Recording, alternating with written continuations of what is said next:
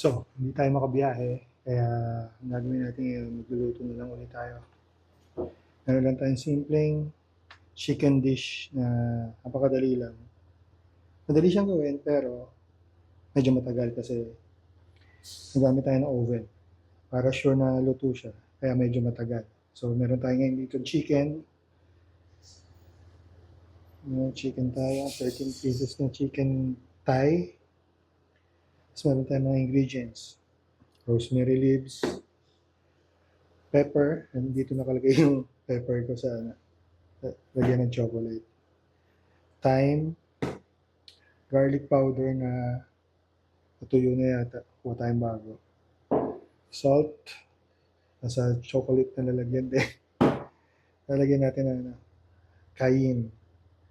Cayenne pepper para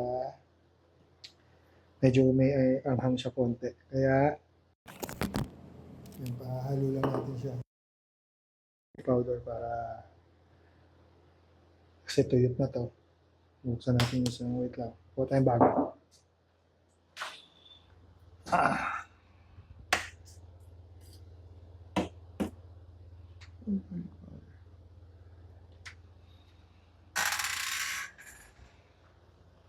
Yan tayong bago. Bagong garlic powder. Yan. Balik tayo. Wait lang. So, ang tawag nga pala dito sa dish natin ay herb chicken. Marami kayong pwedeng gamitin herb, pero ako, gagamitin ko lang kasi, yun nga, thyme saka thyme and rosemary lang. Para madali. Saka ito yung madaling lutuin dahil, nga, hindi ka na mag-iwan ng sibuyas, walang mantika. May mantika, pero hindi ka na magigisa. Hindi mo na kailangan ng gisa-gisa. Ang mangyayari na lang,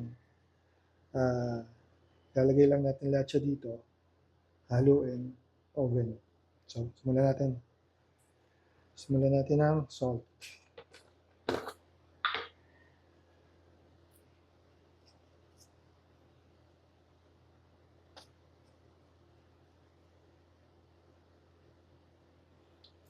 Gamit ko pala dito kosher salt. Baka pagka yung table salt lang, rock salt na gaya sa palengke, baka iba. Pero pwede na naman. Parang nagtitimpla lang kayo ng manok na prito. Yan lang.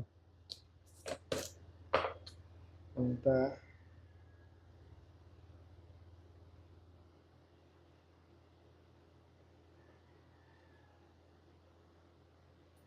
Yung paminta. Kaya ganito karami ito ginagamit ko ito nung pag nag-smoke ako ng meat.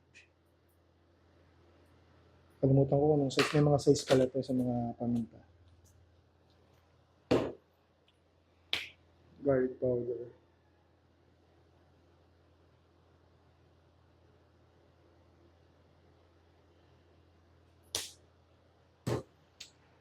Ito na. Thyme.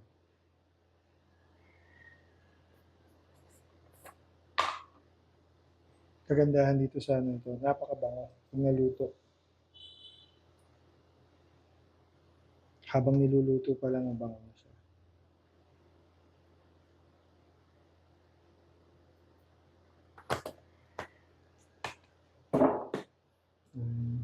Rosemary.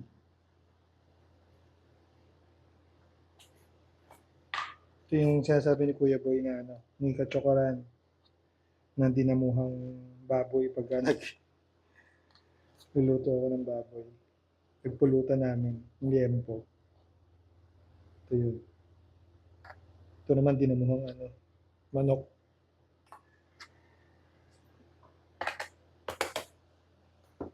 Yes.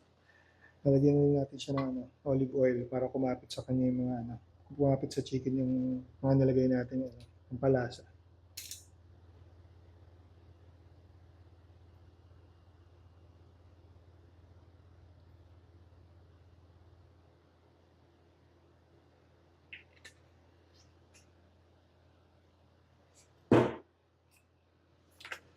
So tayo ng gloves.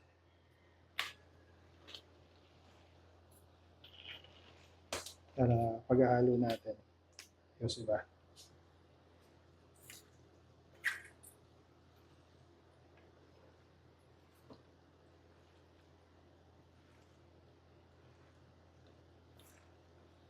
make sure na lahat ng part ng ano natin, chicken is nalagyan ng asin, nalagyan ng dahon-dahon para malasa siya.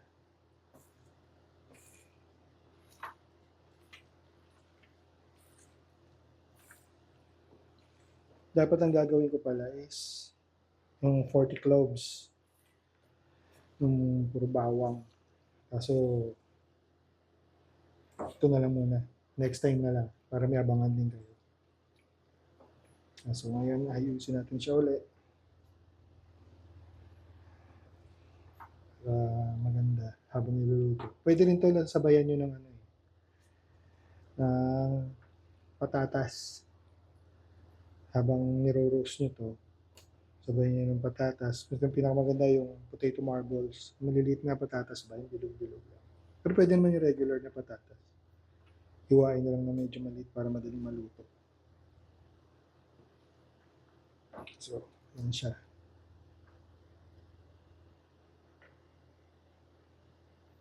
Yan ang ating herb chicken. Balutin natin siya ng foil, then lalagay natin siya sa oven. Back.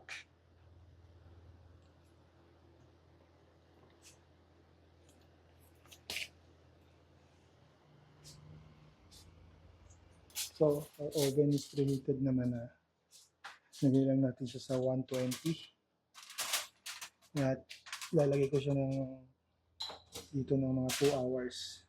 Check natin kung luto na. Pag hindi pa, nabigyan pa natin siya ng 1 hour. So, dyan muna siya.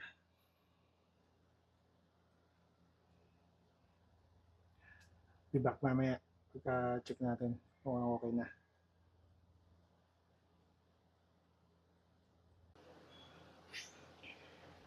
Let's see kung okay na yung ating dito, chicken.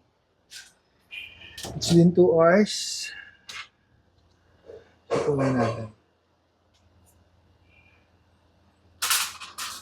Pagka hindi pa siya okay, babalik siya.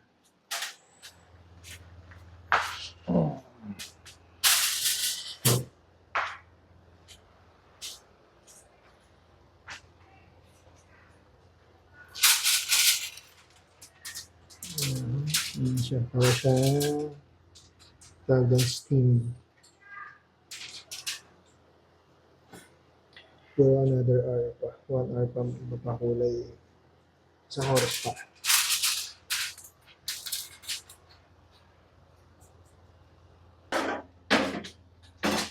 Mukha na tayo ng assistant.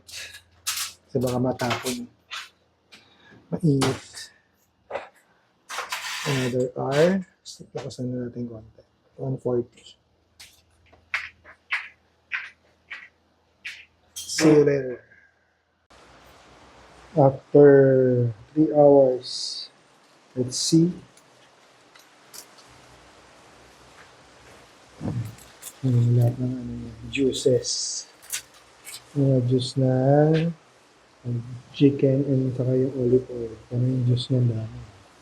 Ngayon, salang uli natin siya sa pinakamataas na temperature ng oven para mag-red saka mag-crisp off yung maging crispy yung balat. Balik ulit tayo mamaya. May ulit. Ayan, babalik na ulit natin sa oven. Meron ulit tayong assistant.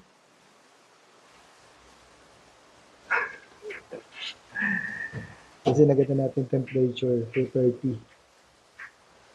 Tapos pero yung taas lang ng heating element lang nasa taas ng oven. Siguro mga 20 minutes pero nilagay ko siya sa 30. Kasi hindi pa naman agad iinit yan. Mamaya pagkatapos niya, makita nyo, tumatalsik na dito, magagalit yung asawa kasi magtatalsikan yan.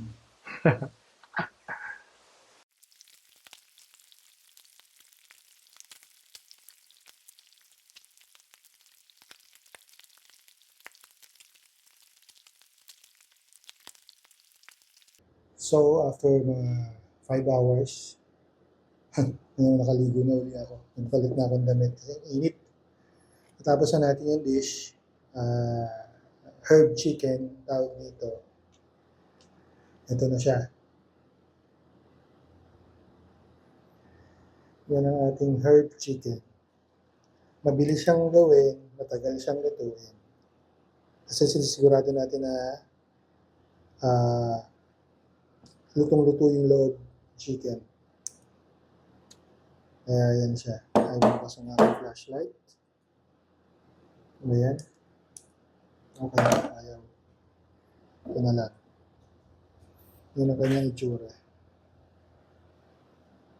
Nag-evaporate ng water ng katas ng chicken. Puro ano lang yung olive oil saka yung oil ng chicken.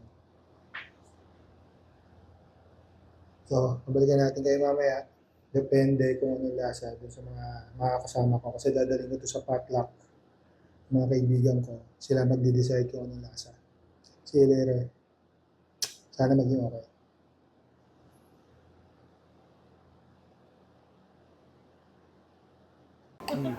Let's try.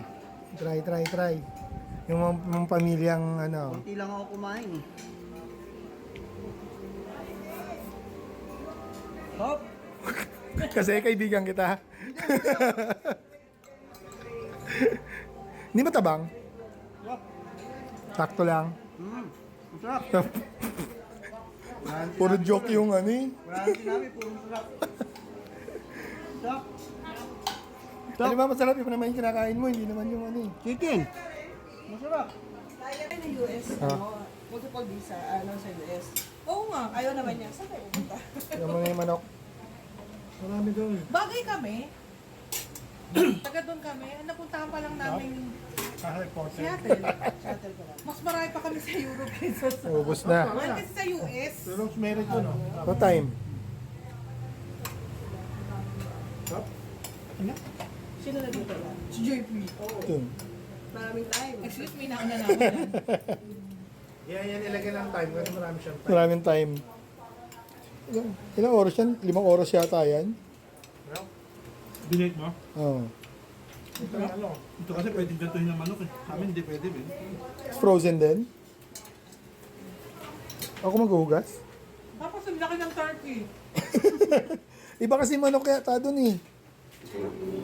Kasi lalaki ng ano, Amerikano. Turkey eh. Ano kang turkey eh? Diba dado kumain tayo sa